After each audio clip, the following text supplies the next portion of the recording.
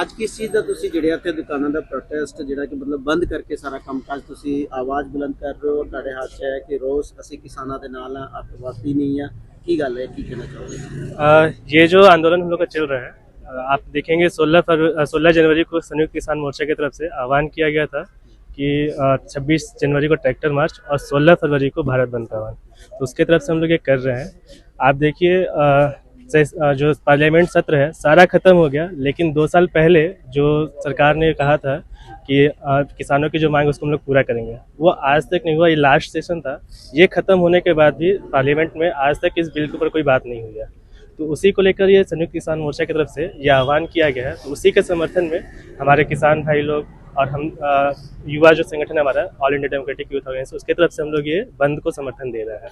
आप क्या कुछ कहना चाहोगे जो दिल्ली की तरफ किसान कूच कर रहे हैं, पिछले उनको 2 दिनों से लगातार मतलब अलग अलग बैरिकेडिंग करके इतना मतलब त्रस्त तरीके से मतलब उनको रोका जा रहा है, क्या ये जायज़ है? लगता है कि इस तरह किसी को, खास करके भारत में जहाँ लोकतंत्र, देखिए अगर हम लोग संविधान की बात करें, हमारा देश गणतंत्र देश है, तो संविधान में ये लिखा हुआ है कि किसी भी लोग को कोई भी अगर कानून है उसके खिलाफ प्रदर्शन करने का पूरा हक है।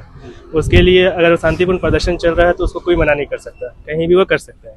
लेकिन जिस तरह से ये सरकार का रवैया है, जगह जगह पर उन्होंने बैरिकेडिंग लगाई है, दिल्ली कुछ करने के पहले उनकी एक पूरी प्लानिंग है कि किस तरह से रोका जाए। जैसे हम लोग पिछले जो किसान आंदोलन उसमें हम लोग देखे कि किसान जो थे वो दिल्ली के सिंघू बॉर्डर पर उनको रोक दिया गया और बहुत बड़ी बैरिकेडिंग। अभी का हम लोग बैरिकेडिंग देखें तो वो उससे भी ज़्यादा बड़े स्तर पे कर रहे हैं, जो कि अगर हम लोग लोकतांत्रिक देश होने के नाते हम लोग बात करें तो ये पूरी तरह से गलत है। तो ये जो हम लोग आंदोलन कर रहे हैं ये उनके भी समर्थन में है। अगर आपको मतलब एक और बात मैं बताना चाहूँ, कल रात को ही एक हमारे जो किसान अगुआ ये किसान है, उनकी मौत हो गई। 78 साल के थे, उनको दिल का दौरा पड़ने से मौत हो गई, वो शंभू बॉर्डर पे ही। तो ये जो जिस तरह से किया जा रहा है ये पूरी तरह से गलत है, इसका हम लोग पूरा विरोध करते हैं। और कोई भी इंसान अगर कोई कानून है उसका अगर विरोध कर रहा है तो उसको विरोध करने का पूरा हक है। तो ये जो सरकार या पुलिस प्रशासन की तरफ से जो चीज़ किया जा रहा है वो पूरी तरह से गलत है। क्या लगता है क्या कि इस बार भी उसी तरह जो पिछली बार किसान आंदोलन चला उससे बढ़िया होगा, बेहतर होगा, या कहीं न कहीं तालमेल की कमी है? चूँकि बात ऐसी है कि ये जो संयुक्त किसान मोर्चा की तरफ से ये आज बुलाया गया है, 13 फरवरी को जो था वो संयुक्त किसान मोर्चा का जो गैर राजनीतिक दल है उसकी तरफ से लगाया था। लेकिन अभी जिस तरह से माहौल बन रहा है, अगर हम लोग देखें तो जो संयुक्त किसान मोर्चा के बड़े बड़े जो अगुआ है, नेता है, वो लोग भी इस आंदोलन को समर्थन देने के लिए आगे आ रहे हैं। तो अभी जिस तरह से माहौल बना है ये अभी और अच्छे तरीके से आगे बढ़ेगा। तो ब्रदर, अगर एक चीज़ की बात की जाए कि जो फार्मर अपनी डिमांड रख रहा है, कितना जायज़ समझते हो उसको, कितनी जायज़ है? देखिए हमारा जो संगठन है यूथ ऑर्गेनाइजेशन, ये हम लोग पूरी तरह से निजीकरण के खिलाफ है। ये जो किसान बिल पिछली बार आया था वो जो है उसमें पूरी तरह से प्राइवेटाइजेशन का था। दूसरा जो किसान जो मांग कर रहे हैं एमएसपी का, उनका जो मांग वो पूरी जायज़ है। क्योंकि आज देखिए बहुत सारे किसान जो है वो खेती करते हैं, लेकिन जब वो अनाज मंडी में जाते हैं बेचने के लिए उनको दाम नहीं मिल पाता है। तो उनकी जो मांग है C2 + 50%, ये अगर उनको मांग दिया जाए तो उनका जो आर्थिक हालात है वो सुधरेगा। तो ये जो किसानों की जो मांग है पूरी तरह से जायज़ है, और जो हम लोग का आर्थिक रूप से देखें तो ये बहुत ही सही मांग है किसानों का। बिल्कुल। अगर हम अपने चैनल के माध्यम से दर्शकों को अगर आपका संदेश देना चाहें तो मोदी सरकार के लिए किस तरह का संदेश होगा, ब्रीफ में आपकी तरफ से? अगर मोदी सरकार के लिए पहला तो ये है कि जो जितने भी तरह के कानून जो गलत कानून लाए जा रहे हैं, बिना लोगों से बात किए हुए, बिना जो संगठन है जो उस चीज़ में काम कर रहे, जैसे किसानों का बिल लाए, किसान संगठन से बात नहीं हुई। अभी पीछे आप देखिए जो ट्रक ड्राइवर्स का जो रूल लाया गया उसमें उनकी बात नहीं की गई। तो उन संगठन को तानाशाह पर वो तो पर हो गई है, लगता है कि तानाशाह ये अगर हम लोग देखें, हाँ इसमें हम लोग अगर देखें तो जैसे वो जो बिल आया तो उसके पहले 142 सांसदों को निलंबित किया गया। तो वो एक तरह से देखा जाए तो तानाशाह की तरफ ही जा रहा है।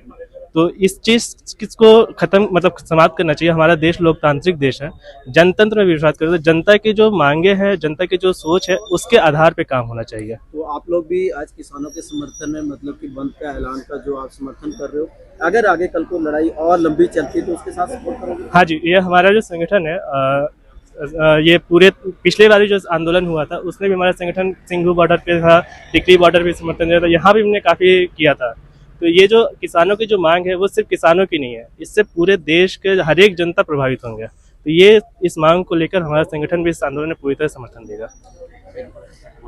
कि ना की है तो ਕਿਹੜੀ ਜਗ੍ਹਾ ਤੇ ਤੁਸੀਂ ਭਾਰਤ ਬੰਦ ਦਾ ਜਿਹੜਾ ਐਲਾਨ ਹੋਇਆ ਹੈ, ਉਹਦਾ ਸਮਰਥਨ ਦੇ ਰਹੇ ਹੋ? ਜਗ੍ਹਾ ਦਾ ਦੱਸ ਦਿਓ ਕਿਹੜੀ ਜਗ੍ਹਾ ਹੈ? ਜਗ੍ਹਾ ਹੈ ਜੀ ਪਿੰਡ ਕੁੰਬੜਾ, ਜਸਮੇਰ ਸਿੰਘ ਮੇਰਾ ਨਾਮ ਹੈ।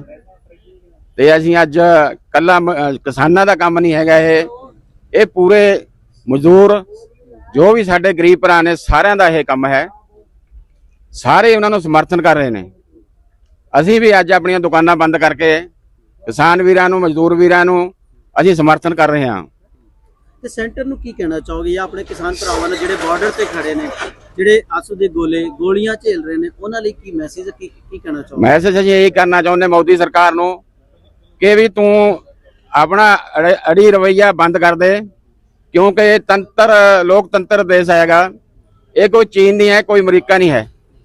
ਕਿਉਂ ਇਹ ਕੰਮ ਉਹ ਕਰਨਾ ਚਾਹੁੰਦਾ ਕਿ ਇੱਕ ਵਾਰੀ ਮੈਂ ਰਾਜਾ ਬਣ ਗਿਆ ਮੁੜ ਕੇ ਰਾਜਾ ਕਿਸੇ ਨੂੰ ਬਣ ਨਹੀਂ ਦੇਣਾ। ਇਹ ਕੰਮ ਉਹਦੇ ਵਾਸਤੇ ਗਲਤ ਹੈ, ਪਰ ਇਹ ਹੋਣਾ ਨਹੀਂ, ਕਿਉਂਕਿ ਜਿਨ੍ਹਾਂ ਨੇ ਵੀ ਕੀਤਾ ਇੱਥੇ ਹਿਟਲਰ ਵਰਗੇ ਚਲੇ ਗਏ, ਉਹ ਵੀ ਖਤਮ ਹੋ ਗਏ। ਮੋਦੀ ਸਰਕਾਰ ਨੂੰ ਵੀ ਇਹ ਚਾਹੀਦਾ ਕਿ ਮੈਂ ਹਿਟਲਰ ਨਾ ਬਣਾ, ਕਿ ਜੋ ਆਪਣੇ ਮਜ਼ਦੂਰ ਹੈ, ਕਿਸਾਨ ਹੈ, ਉਹਨਾਂ ਦੀਆਂ ਜੋ ਮੰਗਾਂ ਗਿਆ ਜਾਇਜ਼ ਮੰਗਾਂ ਉਹਨਾਂ ਨੂੰ ਕਬੂਲ ਕਰਨ ਤੇ ਉਹਨਾਂ ਨੂੰ ਮੀਟਿੰਗ ਰਾਹੀਂ ਉਹਨੂੰ ਹੱਲ ਕਰਨ। ਜੋ ਸਾਡੇ ਮਜ਼ਦੂਰ ਵੀਰਾਂ ਦੇ, ਕਿਸਾਨ ਵੀਰਾਂ ਦੇ ਸੱਟਾਂ ਲੱਗੀਆਂ ਉਹਨਾਂ ਦਾ ਮੁਆਵਜ਼ਾ ਵੀ ਦੇਣ, ਕਿਉਂਕਿ ਵੀਰ ਨੇ ਦੱਸਿਆ ਕਿ ਇੱਕ ਸਾਡਾ ਵੀਰ ਦੀ ਡੈਥ ਹੋ ਗਈ। ਇਹ ਹੁਣ ਤੱਕ ਘੱਟ ਡੈਥ ਹੋਈ ਹੈ। ਉਹ ਤੋਂ ਪਹਿਲਾਂ ਸਾਲ ਪਹਿਲਾਂ ਜਦੋਂ ਬਾਰਡਰ ਤੇ ਬੈਠੇ ਸੀਗੇ ਉਸ ਟਾਈਮ 1100 ਸਾਡੇ ਵੀਰਾਂ ਦੀਆਂ ਡੈਥਾਂ ਹੋਈਆਂ।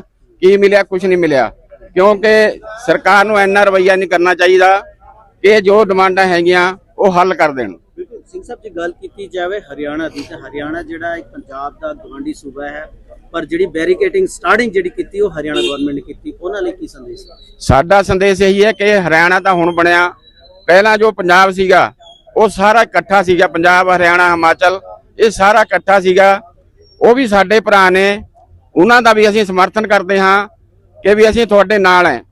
ਕਿਉਂ ਪਹਿਲਾਂ ਪੰਜਾਬ ਨੇ ਇਹ ਕੰਮ ਕੀਤਾ, ਫਿਰ ਹਰਿਆਣਾ ਲੱਗ ਗਿਆ, ਫਿਰ ਪੂਰੀ ਜਿੰਨੀਆਂ ਸਟੇਟਾਂ ਨੇ ਸਾਰੀਆਂ ਸਮਰਥਨ ਕਰ ਰਹੀਆਂ ਨੇ। ਅਸੀਂ ਉਹਨਾਂ ਦੇ ਨਾਲ ਹੈਗੇ ਤੇ ਵੱਧ ਚੜ ਕੇ ਅਸੀਂ ਹਿੱਸਾ ਲਵਾਂਗੇ। ਇੱਕ ਚੀਜ਼ ਹੋਰ ਹੈ ਤੁਹਾਡੇ ਤੋਂ ਕਿ ਬਾਰਡਰ ਤੋਂ ਜੋ ਜਾਣਕਾਰੀ ਮਿਲ ਰਹੀ ਹੈ, ਉੱਥੇ ਜਿਹੜੀ ਹਰਿਆਣਾ ਪੁਲਿਸ ਹੈ ਉਹ ਸਿਵਲ ਵਰਦੀ 'ਚ ਮਤਲਬ ਐਂਟਰ ਕਰਕੇ ਉਹ ਆਪ ਕੁਝ ਮਤਲਬ ਪੱਥਰਬਾਜ਼ੀ 'ਚ ਇਨਵੋਲਵ ਹੋ ਰਹੇ ਆ। ਤਾਂ ਕੀ ਲੱਗਦਾ ਮਾਹੌਲ ਖਰਾਬ ਹੈ? ਜੋ ਇਹ ਪੱਥਰਬਾਜ਼ੀ ਕੀਤੀ ਹੈਗੀ ਇਹ ਪੁਲਿਸ ਵਾਲਿਆਂ ਨੇ ਕੀਤੀ ਹੈ। ਜੋ ਹਰਿਆਣੇ ਪੁਲਿਸ ਹੈਗੀ ਉਹਨਾਂ ਨੇ ਪੱਥਰਬਾਜ਼ੀ ਕੀਤੀ ਹੈ, ਸਾਡੇ ਪੰਜਾਬ ਦੇ ਵੀਰਾਂ ਨੇ ਨਹੀਂ ਕੀਤੀ। ਜੋ ਗੋਲੀਆਂ ਚਲਾਈਆਂ ਪਹਿਲਾਂ, ਸਭ ਤੋਂ ਪਹਿਲਾਂ ਇਹ ਪੁਲਿਸ ਵਾਲਿਆਂ ਨੇ ਚਲਾਈਆਂ। ਕਿਉਂ ਇਹ ਕੰਮ ਹੈ ਕੋਈ ਇਹਨਾਂ ਦਾ, ਇਹ ਕੰਮ ਕੋਈ ਇਹ ਨਹੀਂ ਹੈਗਾ ਕਿ ਵੀ ਅਸੀਂ ਗੋਲੀਆਂ ਚਲਾਈਏ। ਇਹ ਕੋਈ ਬਾਹਰ ਦੇ ਬੰਦੇ ਨਹੀਂ ਹੈ, ਕੋਈ ਅਮਰੀਕਾ ਦਾ ਬਾਰਡਰ ਨਹੀਂ ਹੈ, ਕੋਈ ਹੋਰ ਪਾਕਿਸਤਾਨ ਦਾ ਬਾਰਡਰ ਨਹੀਂ ਹੈਗਾ। ਇਹ ਪੰਜਾਬ ਦਾ ਬਾਰਡਰ ਹੈ, ਇਹ ਹਰਿਆਣੇ ਦਾ ਬਾਰਡਰ ਹੈ। ਸਭ ਸਾਡੇ ਵੀਰ ਨੇ, ਅਸੀਂ ਸਾਰਿਆਂ ਦਾ ਸਮਰਥਨ ਕਰਦੇ ਹਾਂ। ਇੱਕ ਚੀਜ਼ ਹੋਰ ਦੱਸੋ ਕਿ ਜਦੋਂ ਕਿ ਮਤਲਬ ਉੱਥੇ ਬਾਰਡਰ ਤੇ ਬਹੁਤ ਸਾਰੇ ਕਿਸਾਨ ਨੇ, ਤੁਸੀਂ ਇੱਥੇ ਪਿੰਡ ਕੁੰਬੜੇ 'ਚ ਮਤਲਬ ਕਿ ਉਹਨਾਂ ਦੇ ਨਾਲ ਸਮਰਥਨ ਕਰ ਰਹੇ ਹੋ, ਅੱਜ ਬੰਦ ਦਾ ਜਿਹੜਾ ਐਲਾਨ ਹੈ ਉਹਦਾ ਨਾਲ ਸਮਰਥਨ ਦੇ ਰਹੇ ਹੋ। ਜੇ ਕੱਲ ਨੂੰ ਲੋੜ ਪੈਂਦੀ ਹੈ ਤਾਂ ਕਿਆ ਕਾਫਲਾ ਜਾਂ ਪਿੰਡ ਕੁੰਬੜੇ ਤੋਂ ਵੀ ਉੱਥੇ ਕਿਸਾਨ ਜਾਂ ਜਿਹੜੇ ਹੋਰ ਸਮਰਥਕ ਨੇ ਪਹੁੰਚਣਗੇ ਉੱਥੇ? ਸਾਡੇ ਵੀਰ ਇੱਥੇ ਖੜੇ ਨੇ ਜੋ ਸਮਰਥਨ ਦੇ ਵਿੱਚ ਜਾ ਰਹੇ ਨੇ। ਸਾਡੇ ਪਿੰਡ ਦੇ ਕਾਫੀ ਸਾਡੇ ਵੀਰ ਨੇ, ਕਿਸਾਨ ਵੀ ਹੈ, ਮਜ਼ਦੂਰ ਵੀ ਹੈ, ਉਹ ਸਮਰਥਨ ਦੇ ਵਿੱਚ ਜਾਂਦੇ ਰਹੇ ਹੈ। ਸਿਰਫ ਅੱਜ ਅਸੀਂ ਇਸ ਕਰਕੇ ਨਹੀਂ ਗਏ ਕਿ ਅੱਜ ਆਪਾਂ ਪਿੰਡ ਬੰਦ ਕਰਾਉਣਾ ਹੈ, ਕਿ ਅੱਜ ਪਿੰਡ ਦਾ ਸੱਦਾ ਦਿੱਤਾ ਹੋਇਆ, ਇਸ ਕਰਕੇ ਨਹੀਂ ਗਏ। ਨਹੀਂ, ਸਾਡੇ ਵੀਰ ਸਾਰੇ ਖੜੇ ਨੇ, ਸਾਰੇ ਉੱਥੇ ਜਾਂਦੇ ਰਹੇ। ਅੱਛਾ, ਦੁਕਾਨ ਬੰਦ ਕਰਨ ਦਾ ਮਾਮਲਾ ਆਂਦਾ, ਰੋਜੀ ਰੋਟੀ ਦਾ ਸਵਾਲ ਆਂਦਾ ਹੈ, ਤੇ ਕਈ ਇਸ ਤਰ੍ਹਾਂ ਦੇ ਵੀ ਲੋਕ ਹੋਣਗੇ ਜਿਹੜੇ ਸੈਂਟਰ ਗਵਰਨਮੈਂਟ ਦੇ ਵੀ ਫੇਵਰ 'ਚ ਹੋਣਗੇ। ਇਦਾਂ ਕੋਈ ਹੈ, ਕੋਈ ਮਿਲਿਆ ਕੋਈ ਬੰਦਾ? ਇਹ ਜੇ ਬਹੁਤ ਕਲਾਕਾਰ ਨੇ ਜਿਹੜੇ ਇਹ ਮੋਦੀ ਸਰਕਾਰ ਦੇ ਜਿਹੜੇ ਬੰਦੇ ਨੇ ਉਹ ਕਦੀ ਦੁਕਾਨਾਂ ਨਹੀਂ ਬੰਦ ਕਰਦੇ। ਕਰਦੇ ਕਿੱਦਾਂ ਨੇ ਕਿ ਜਦੋਂ ਉਹਨਾਂ ਨੂੰ ਡੰਡਾ ਦਿਖਾਈਏ ਫੇਰ ਬੰਦ ਕਰਦੇ ਨੇ। ਹੁਣ ਅਸੀਂ ਚੱਲੇ ਹਾਂ ਪਿੰਡ 'ਚ, ਸਾਰੀਆਂ ਦੁਕਾਨਾਂ ਬੰਦ ਕਰਾਵਾਂਗੇ। ਜੋ ਵੀ ਕੋਈ ਵੀ ਹੈਗਾ ਉਹ ਚਾਹੇ ਕਿਸੇ ਵੀ ਪਾਰਟੀ ਨਾਲ ਸੰਬੰਧਿਤ ਹੈ, ਉਹਨੂੰ ਬੇਨਤੀ ਕਰਾਂਗੇ ਵੀ ਬਾਈ ਦੁਕਾਨਾਂ ਬੰਦ ਕਰ ਦਿਓ। ਕਿਉਂ ਅੱਜ ਸਾਡਾ ਇਕੱਲਾ ਮਜ਼ਦੂਰਾਂ ਕਿਸਾਨਾਂ ਦਾ ਕੰਮ ਨਹੀਂ ਹੈ, ਇਹ ਸਭ ਦਾ ਕੰਮ ਹੈ। ਜੇ ਕਿਤੇ ਮੋਦੀ ਸਰਕਾਰ ਫੇਰ ਮੁੜ ਕੇ ਆ ਗਈ, ਇਹ ਦੁਕਾਨਾਂ ਸਾਰੀਆਂ ਬੰਦ ਕਰਾ ਦੇਣੀਆਂ। ਕਿਉਂ ਇਹ ਜੋ ਜ਼ਮੀਨਾਂ ਵੀ ਦੇਣਾ ਚਾਹੁੰਦੀ ਹੈ, ਇਹ ਅਡਵਾਨੀ ਤੇ ਅਬਾਨੀ ਨੂੰ ਦੇਣਾ ਚਾਹੁੰਦੀ ਹੈ। ਅਸੀਂ ਇਹ ਚੀਜ਼ ਹੋਣ ਨਹੀਂ ਦੇਣੀ, ਜੋ ਮਰਜ਼ੀ ਹੋ ਜਾਵੇ।